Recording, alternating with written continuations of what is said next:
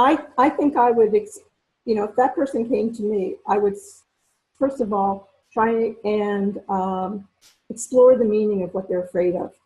You know, maybe there's somebody in their close circle, their family or their friends who had a bad experience with antidepressants, or maybe it's something they saw on TV. You know, when you just see any commercial for any drug on television, what do they do at the end?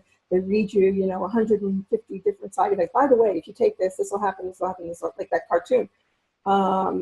So is there fear coming from that? I mean, it's an individual choice. You cannot, you know, you can't commit somebody like and force them to take an antidepressant.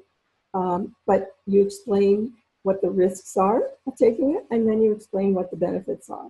And many times with my own patients, when I explain, like especially with new moms who are depressed, when I explain, you know, I'll say, I've had other moms who were just as depressed as you, and they didn't want to take medication. And then once they did, their whole outlook changed. It's like when you're depressed, it's like having a gray screen over your eyes and the whole world looks gray, and you take the antidepressant and it helps you, you start to feel better.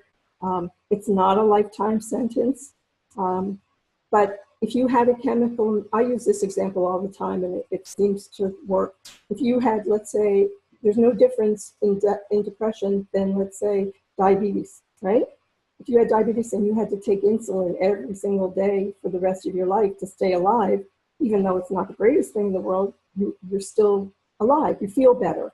If you didn't take the insulin, or if the insulin wasn't available to you, you would be suffering and you'd have all kinds of other issues. So when I use that comparison many times, that helps people feel better. I say, if you had a broken leg, you know, would you take pain medication for it to feel better? Well, depression is like a broken leg at the brain in some ways. And just sometimes it takes a lot of counseling and exploration as to why the person, as long as they're not acutely suicidal, Joe. If they're acutely suicidal, that's another issue. I mean, they need to be cared for and have 24-hour supervision. But if it's somebody who's just unhappy and they're kind of going back and forth about it, or they're concerned, I would try and explore those concerns and you know, say, look, the other thing is, if you don't like it, I'll say, try it for a month. Let's see how you're feeling in a month.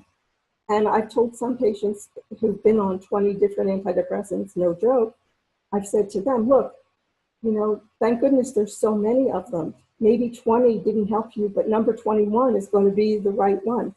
Sometimes we have to go through 20 to get to 21. It doesn't exactly make them feel better, but that's the truth. I mean, you know, it just depends.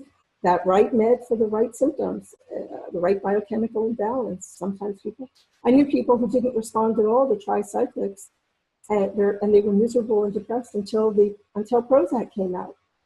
And then when they were prescribed Prozac, because it worked differently than the old ones, they started feeling less depressed. They just hung in there because they didn't want to suffer.